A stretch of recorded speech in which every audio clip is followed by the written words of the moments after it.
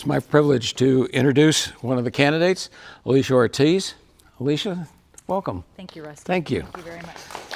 Why don't you tell us about yourself, your history with Fort Worth, and your background? Sure, wonderful. Thank you. I really appreciate the opportunity. Thank you so much. And for those that will be watching this later, I look forward to in the future meeting you in person. A little bit about me. I was born and raised in California. I have moved here with my husband and our young son in 2000.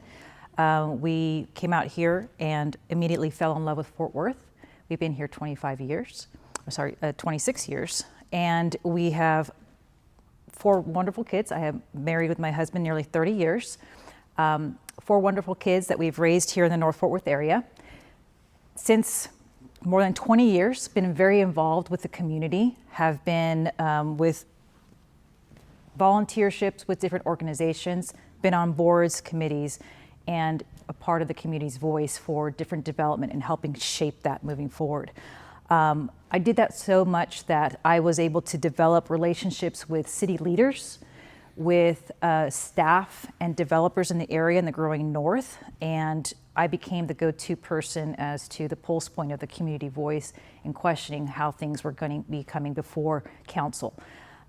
When former council member Kerry Moon was looking to run for city council, he asked if I would be his district director, and I agreed to do so, and I did so willingly to be able to serve the community in a different capacity. Did that for 7 years, and I had learned so much from the way the inside of government entities work, and to also bring the voice of the community forward. Did that for 7 years. But in those 7 years, I will also share that 2 of those years were actually overseas. If you maybe recall, some of you may or may not know, we had gone overseas for work for my husband's job and lived in Japan, and I was still able to be a district director. I did that without any city assets and would get up at 4:30 in the morning, listen to council, run meetings, get things done, and I was very effective for that time frame, while before being overseas, during overseas, and when we came back. It was very important to me to bring forward any issues that was coming to our office and addressing them immediately. So when somebody called our office, I responded. And many people would tell me it sounded like you were just right next door. It was important to me to make sure that there was no disruption to service to our members and those who were trying to communicate with our council member at the time. That led to me being a district director for, I said, till 2022, stepped away, still serving the community in different capacities, volunteering, doing things behind the scenes that people would reach out to me in capacity. And then this opportunity came up, which led me to wanting to serve the community in a different role as your leader, District 10 council member. What's your motivation in seeking this position, and what in your education and experience will benefit you to being successful as a council member? Sure, thank you. So again, talking about my background with regards to my experience as a district director, I've always advocated for communities and the community members because it's important to me. When you live in a community, you want to build a community you want to see. It's not just about talk, it's about action. And I wanted to be a part of that action to make sure that I delivered results for the community's voice. And I knew I could do that, and I did so for many years. That experience that I had wasn't driven for any gain of anything other than what was needed, and I saw a need and I filled it. And that's exactly what I'd like to do. I have business background. I have the district director experience.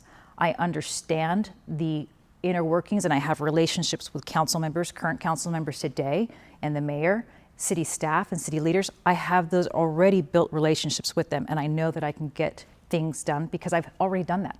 I've done that already. So my experience comes in day one. What do you believe to be the top 3 issues for residents in District 10, and what leads you to each of these conclusions? So the top 3 things, we talk about a lot about the road infrastructure. That is growth. We know that road infrastructure is been kind of an angst for a lot of us for many years. We have been a reactive as opposed to proactive.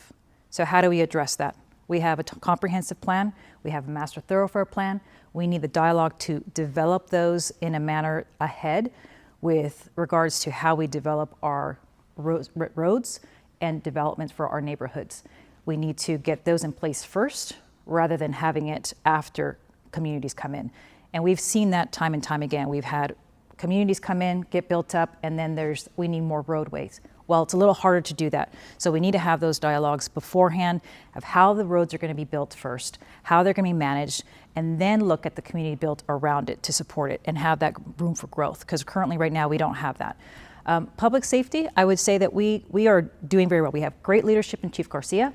We have fantastic officers, and we have great volunteers in our Code Blue volunteers that do a lot of work for us as well.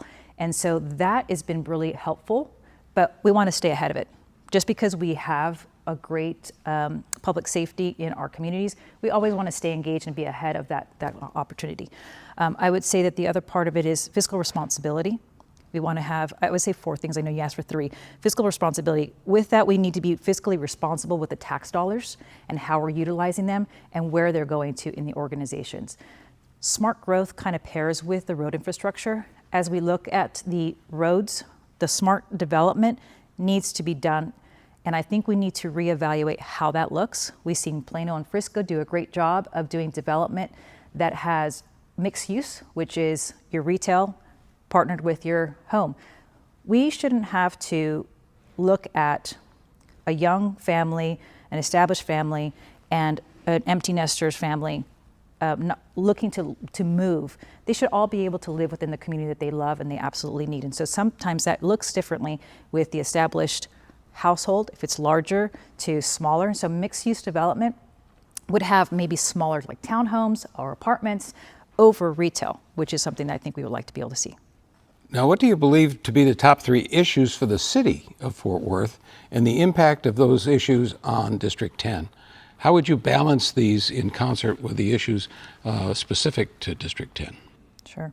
So that's a good question. So the top 3 for the city of Fort Worth, traffic is huge. So we have traffic, and we have a lot of people that are coming into the city of Fort Worth. I would also say that our budget currently right now is not, we're looking at a shortfall. And so how do we address that? The traffic is growth. That is just a part of development. So we need to be mindful of how we develop. And that's kind of going back to the last question, is that smart growth. We want to make sure that we have development that isn't impacting our roadways. And I think that's one part of it. We have the traffic, east-west arterials is what we have specifically in District 10 issues with. So we have to have those relationships with people to be able to have those dialogues and support projects and dollars to get those actually not only designed, but also be behind them to get them implemented in a timely manner. And right now we're still really kind of slow to the process, and so we need to get ahead of that. And then with regards to just the development and the traffic flow and the fiscal responsibility that we have as a government right now, we have a shortfall this year in our budget, and we're looking at the projected next 7 years having a shortfall.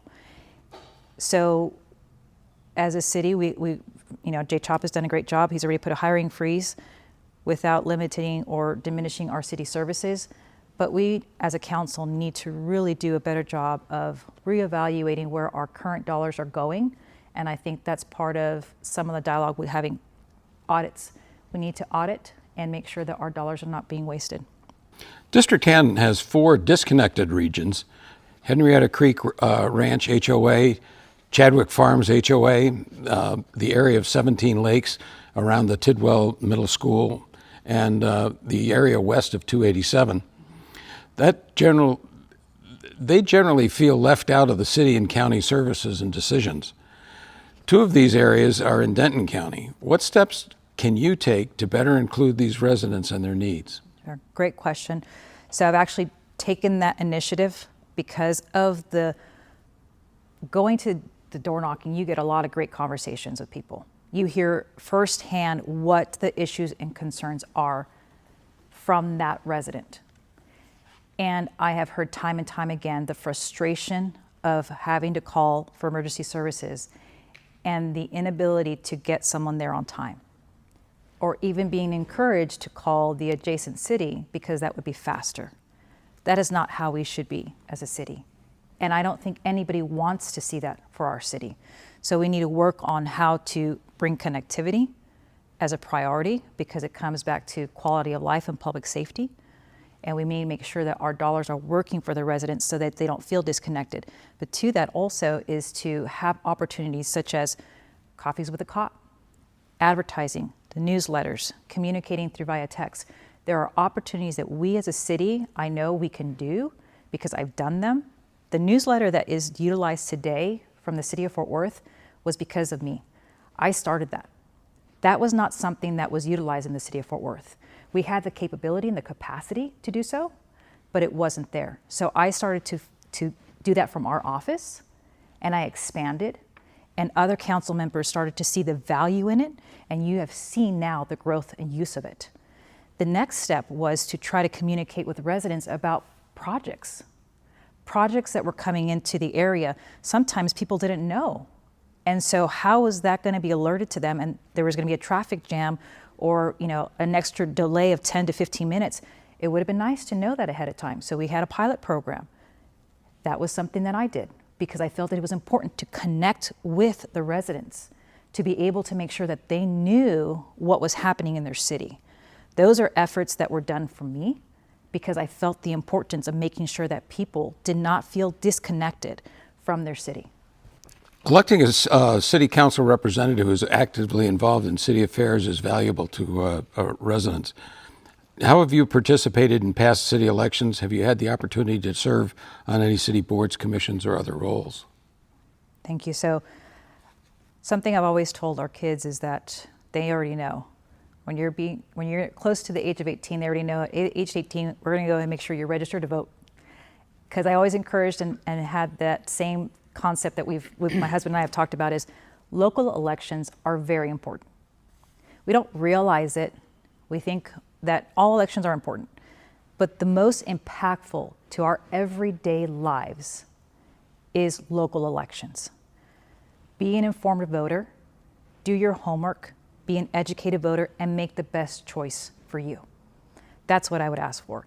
And I think that that's really important. So I push that to not only my family, my kids, but I also express that to family, friends, neighbors. They knew that if they could come and ask me, what are your thoughts? I would always give them the opportunity to find for themselves, and if they had specific questions, I was open. But I wanted somebody to be able to know that it was an open door, that open dialogue, and know that they could get the correct information, unbiased to them to make that right decision. And I did that very much. I was part of the CEIC, which was the Campus Education Improvement Committee for Timberview, which was a great partnership between the principal, educators, and then local leaders, which I was a part of, to be able to make sure that the campus had a great plan moving forward. I was a part of the Texas Health Advisory Board, which was a board that took a viewpoint of holistic ideas of how we can improve the health and well-being of our community and adjacent schools. I was part of the Blue Zones Advisory Blueprint Community, and that was basically to, as we know, we're now certified Blue Zones, and that was to look at the bigger picture of how we as a community are improving or not providing opportunities to give healthy options for our children, even at the grocery store. I've been a part of the Heritage Legal Task Force that some of you may know with regards to the recent Keller ISD split. I've been a part of any of the vocalization for our neighbors that needed some road repairs, light upgrades, you name it. I've been asked for a lot of different things, so the list can go on. What is your position on developers being required to build sections of arterials for new housing developments, the cost of which is passed on to the homebuyers in that development, versus the citywide bond-funded construction? So I think that we need to place more of the burden on developers. I know this I can go over very well, but I do think that we cannot have development come in with the expectation of having the bond dollars support infrastructure later. It's just not a good balance to have. We need to make sure that we look at projects that are coming in that are not going to be as pulling on our resources, and part of that is the traffic and the road infrastructure. So we need to be more cognizant about the type of development that comes in and have those conversations about, okay, what is it looking like that you're able to provide? Because some of these also are looking for abatements as well. So we need to be having those dialogues, hard conversations. Heritage Trace Parkway is in the master thoroughfare plan as a 4-lane divided arterial stretching from Business 287, Saginaw Main Street, all the way to 377. What is your position on this? Would you support completion of as yet unfunded sections to complete this corridor? Yes, we definitely need to be able to have more east-west flow. A moving city is a thriving city. And we also need to take a look at what that's going to look like in the long run for not only our community members, but our first responders. If we do not have expansion roads or emergency lanes or soft shoulders, we can't expect that our medical responders or our police officers can get to areas fast enough if they're stuck in traffic with everyone else. Some voters have significant concerns regarding immigrant detention facilities and high consumption AI data centers in the city and our district. Moral implications aside, these developments pose a severe threat to our infrastructure, potentially having significant negative impacts on our water and power supplies, which would then drive up the cost for residents. What are your specific views towards these high-impact projects and their impact on prioritizing resource sustainability? Sure. So we know that currently right now the council is reviewing a data center, and there's a lot of dialogue out there about it. So I'd like to say that just like with any development, we need to look at the benefits, the pros and the cons, and the impacts to the community. I know that there's one developer that has presented the opportunity to create a data center that would not pull on any resources. I'd like to understand that better. I do not want to say no. I want to understand and be open-minded to development coming in, because we do not want to push away dollars that are coming into our community, but we also need to be mindful of the impacts that it could have on and near neighborhoods. So the dialogue needs to be a better understanding as to what the project will be, and then moving forward, what kind of implications that might have on the community, because not all projects are the same. So I would take it on a case-by-case basis. We've heard from the current governor and at least one of our local state representatives that they wish to eliminate property taxes. The city of Fort Worth is expecting to receive $822 million in property taxes for fiscal year 2026 to fund both the general fund and the general debt service fund. What is your position on property taxes and the role property taxes pay in funding our city going forward? Sure. The money's going to have to come from somewhere. So if we don't get it from our property taxes, where is that going to come from? And to what impact would it be? So I think I'd like to understand the plan better as to how this would look like, because again, if we have no dollars coming in, well, that's less revenue for us to be able to do things for our city. So that money's going to have to come from somewhere, and is that going to be at the cost of less city services? So I would like to understand the plan of how that would impact, because it sounds great, but it's going to have a repercussion. So what is that? Anybody can find waste, but what happens when the waste is found? Great question. So I think that part of that is, what do we do with those dollars? I have found waste within working with the district when I did at City Hall for many years. It's not only about finding the waste, it's about being directed of how to utilize it and what to do with it. And so what we need to do as a city is, we can look at the dollars and say, okay, we're spending too much here, we're spending too much there. Great. What's the plan of how to utilize it in the most impactful way, being respectful of every city tax dollar that is coming from our taxpayers? What is our plan? What is our direction? And how is that going to go with the longevity of that dollar the furthest? And that's what we would be able to do, because we can find it, but it's what are we going to do with it? Relative to the bond program, why should I pay for a pool in somebody else's district? Well, I think that's a very fair question. And the way that the proposition is set up is that we could actually support it or go against it. It is the choice of the voter to choose what they feel.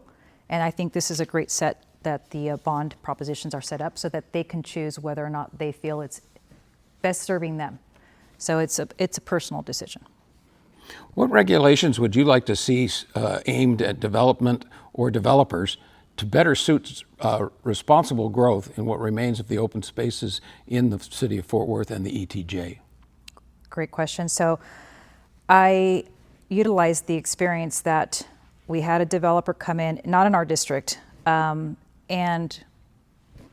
didn't do a tree survey. They went ahead and wiped out all the trees and paid the fine. That's not okay. We shouldn't make it easy for a developer to come in to do something to that degree. That's not a proper way to have a relationship for developers within the city. I would like to be able to see more stringent regulations to not have those kinds. It's like if they did that once, then we need to reevaluate moving forward if we do development projects with them, because that's not okay. They 250-year-old trees just cut down. So I think we need to reevaluate that first. I would love to be able to also see the dialogue between the community and what it is that they would like to see in the green space. Open spaces are a great addition to any community, but we are seeing how things are evolved. It's not just having an open field. Maybe it's having a trail, very simple ads. And I think that's the dialogue they'd like to see, that we reevaluate how the development is and how we can make that molded to benefit the community so there's a place for them to enjoy outside of their home. Several large corporation home builders operating in District 10 have active construction deficit claims against them. The developers and the Real Estate Council have opposed full implementation of transportation impact, despite proof that these impact fees have not slowed growth in construction. These organizations have fairly large sums of money and give some fairly large sums of money to some candidates running for council. How can voters count on fair treatment when positions clash between the well-funded organizations and the common residents? Yeah, it's a fair question. I think that, well, you can look at campaign finance forms from a candidate perspective, but I think that influence should not be had when you're running. It should be direct from the community. We need to have endorsements from people that really matter. I think that there shouldn't be outside influences or commitments. And I believe that there's a way to hold them accountable for their impact fees. If they're coming in to develop, it should not be put on the taxpayer to make up for their loss because they want to have the funding. They want to keep the dollars. That is not fair to the taxpayer. They need to put more dollars forward. They need to put more into the infrastructure, because we know when growth comes, so do the people, and that means more cars on the roads. Eventually schools will come to the area, retail businesses. That's going to add a lot more. So we need to hold them more accountable to that. Over the past few years, the city debt service rate, while stable, has become a greater percentage of the city's total tax rate. At what ratio would you consider reducing the city's debt service rate? What would be the consequences of reducing that rate? It's a good question. I think we have a great team that reevaluates that and gives us the opportunity to have those discussions as a council. I would be one of many, and so I would like to have the staff provide us what the scenarios would be if they were to reduce that debt service ratio or to increase it. I think that is, we need to see the impacts. What we would look at is if it was to be reduced, how would that look moving forward? And what that would do for our long-term debt service and any of the input in I&O and maintenance, and what that would do for the dollars that we have in our general fund as well. Can you talk about endorsements? The fire and police unions have endorsed your candidate, but it seems that the police up here have endorsed you. We have some great. first responders from fire to EMS to our police officers are fantastic. They have been a great support system. It is unfortunate that I did not get their endorsement. It was shared with me that this was a political movement to align with the opponent's consultant that they use, and nothing more. It was not merit-based. And so, to no fault of the officers or the fire or EMS that support me, but I do have a great support system from them. It's a political time and climate, and it drew an endorsement basically and purely on merit, and not on merit, but just based on political reasons. What will you do differently from the current council approach? Love the question. So the current council member, I think, has done a great job, fine job in the role. I would love to be able to step into the role to bring the community voice forward. I sometimes feel that, especially in this interesting election, we have been seeing a lot of pull and push a certain way because of other people, other factors. And what's being lost is the community voice and the plan moving forward. And I know that I can do that because I have been doing it. That's why I'm here. And that's why I'm in it, to earn that vote, because it's important to me that that voice gets carried forward loud enough to be able to be successful. Now, I can add to that is that I have relationships with the current council. I understand them, I know them, they know me. Some I've worked with for years, so they know who I am. Some are supporting me, endorsing me, because they know my work ethic. They know what I've accomplished. They know I look and love to think outside the box and push the envelope to the capacity in a positive way for every single one of our members. It is not because so-and-so gave me $1 here and so-and-so is telling me this. It is because I know what's right for the community as a whole. And that's why I do what I do and why I'm here to do so moving forward. What is the one project you would stop or change? That's a really good question. I would take a pause and say currently no projects are too strong because I've already been a part of a project that was trying to come in and I helped stop it. So when I see things, I act upon it, not even in the role. So I would say that no projects currently right now. If you had to choose roads, emergency services, or lowering taxes, which comes first? I would say emergency services. I know we all want to have lower taxes, so do I. But when I think about public safety and quality of life, those should float to the top. That's what gets people here. That's what gets people to stay here. If we don't have that, then we're sunk. So I really do think that our public safety needs to come first. How do you think your decisions will impact homeowners financially over the next 5 years? I hope that it will be a good impact. That's my prayer, truly. I'm a homeowner as well. My family lives here.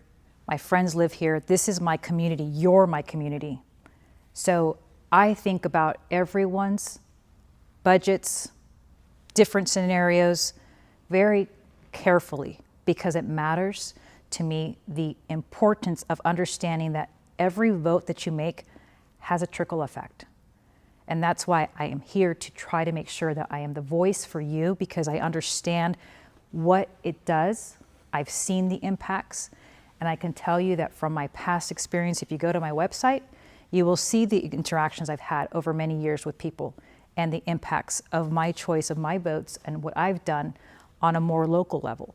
And so I want to be able to do that at the level of council, and I will consider that because it is very important. Our previous chief of police was against the elimination of the curfew ordinance. Are we going to renew the curfew ordinance to help with juvenile crime and help the police force? So I actually would love to see that re-engaged. I think it helps not only from a parental standpoint to say, look, it's the law. You shouldn't be out past this late.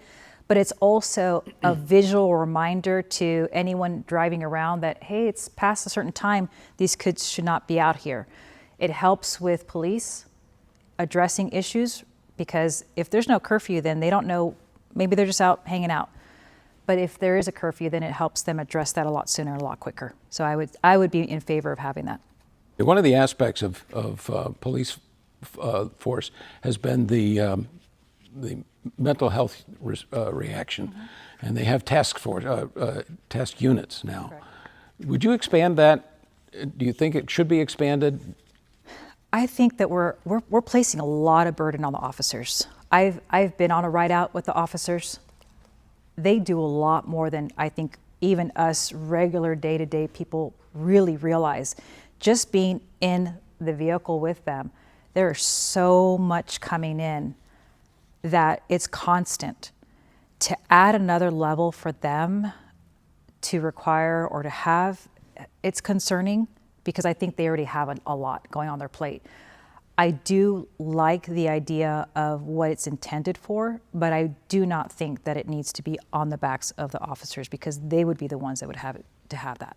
And that's already asking them to do more than what they're already doing now. Integrating the emergency services into the fire department is still an ongoing challenge. Yes. How do we make that less of a challenge and more of a teamwork opposition? I love the question, because I've actually visited all of the fire stations within District 10. I sat down and had a great dialogue with all the firefighters and EMS. We have some great first responders in EMS, but they are currently on a pilot program for 24/72, which is good. It's 24 hours on, 72 hours off. Okay. What we are not knowing is that the EMS they don't get housed they're not locked into a fire station. So fire has their 24 on, they're locked into their fire station. EMS has a call, they go out with them, but then they get pulled off because another call is coming down the south. They get pulled off of that, then they go to the south, then they go to the east, then they go to the west. They're tired, they're exhausted. So we're starting to lose EMS, and our EMS are starting to get burnt out as expected. And so we need to have a better dialogue, and I do know that there's some dialogue out there right now that the 440 is doing a great job championing for them, but that is something that's of concern to me. I want to make sure that there is a safeguard for our EMS as well as for our firefighters, because they will be on calls together at times. And so that's a concern of mine, that I want to make sure that everyone is safe, not only our firefighters and our EMS, but also those who are receiving the calls. So we need to be cognizant of that as well. And so the transition needs to be that those really open conversations is, what does this look like? Do we have EMS's dual role? Are we increasing their pay? No one looks at an EMS position, from what I'm understanding, as a career move. It's a stepping stone. So are we giving them that opportunity for growth? That's the current dialogue that we're having. So with all the growth in our district currently right now, and the inabilities for our first responders and everybody to get safely through all the traffic jams and stuff, is there a possibility that the city would entertain the idea of putting additional police substations in the more higher growth until the infrastructure gets better with the traffic? More substations, same thing for EMS, same thing for fire department. Yes, great question. So the question is there any dialogue about having substations to help mitigate the long distances between one area to the next? Yes, there is a substation up here in the north that, because North is on North Riverside for police, and they have another one over here at Pro Field. So that helps a lot to be able to offset some of that time, but then you have the challenges of the right-of-ways and not having the soft shoulders. It's a little bit, I would say, less challenging for an officer to get somewhere because they can kind of squeeze around. A lot more challenging for an ambulance or a fire. So that's something that we need to start maybe having those kind of conversations as to how, because they're stationed well in population. We'll obviously see more growth and more needs in the future, but the size cannot be shrunk down. So it goes back to the right-of-way acquisitions, having those soft shoulders in place so that they can do the turnarounds. And that's just a difference between, two responding. Officer, with their vehicle can probably get around a little bit easier than a fire truck. So when we're doing the additional planning for the traffic, what is the thought process of making an additional lane just for emergency services? And that goes back to right-of-way acquisition. So when you see your two little Farm Market Road lanes, you have the little ditch on the side. If we're looking to have that right-of-way acquisition done now, we can then build that up, have the soft shoulders so that the emergency vehicles can go off. And right now they don't have that. And so that's the dialogue to be had is, instead of waiting for a bond to come in or waiting for a project to come in, let's start doing that now because we know growth is coming. Growth is coming. We're already, we have areas that were in the ETJ that are now annexed. Roads are going to be needed. There's no reason to not have those planned place dollars going towards that because we're only going to need it in the future. So let's start doing that now while we have some of the dollars and maybe offset using, the surplus funds that we may have. Instead of keeping it in the fund, let's use those dollars to try to start that process little by little. It's not going to be all done overnight or in a year or two, but at least it's a starting point so that we could look back and say, well, gosh, glad that we did this when we had the dollars because now we have this area that at least the responders have an access to. That's in the bond, right? I mean, the bond is only in District 10. Right. There's only two projects in District 10 that don't have the right-of-way acquisitions, or they have that right now, but we have the right-of-way acquisitions in the bond. And so that's part of the conversation too, is that do we want to have that on a bond or do we want to have those dollars used ahead of time by planning ahead? And right now it's being used in a bond. Thank you. Would you like to make a closing statement? Yes, I absolutely would. And I want to tell you thank you very much for putting this together. And for the people that are here, that are present, I just want to say thank you for all the time that you've taken out of your Saturday, a nice, gloomy, cold Saturday morning to come out to hear me speak. I just want to say that I have been very impressed, very appreciative of all the dialogue I've had thus far from everybody. The support system has been fantastic from city leaders that I have a lot of respect for, city staff, residents, community leaders and advocates. They've all been behind me, officers, firefighters. They've all been behind me, which I feel is just a testament to the work that I've done within the community for so many years that I've built. It's not something that I've done just overnight or over a couple of months. This has been over 20 years and it has grown. And so my reason to be in this role is to serve you at the next level because I know I can and I know I want to and I know the time and dedication that it takes to do so because this is not an easy job and it takes a lot of hours and a lot of commitment and I'm prepared to do so because it matters to me to be your voice at the next level. Thank you very much for the time. Thank you, Alicia. Thank you.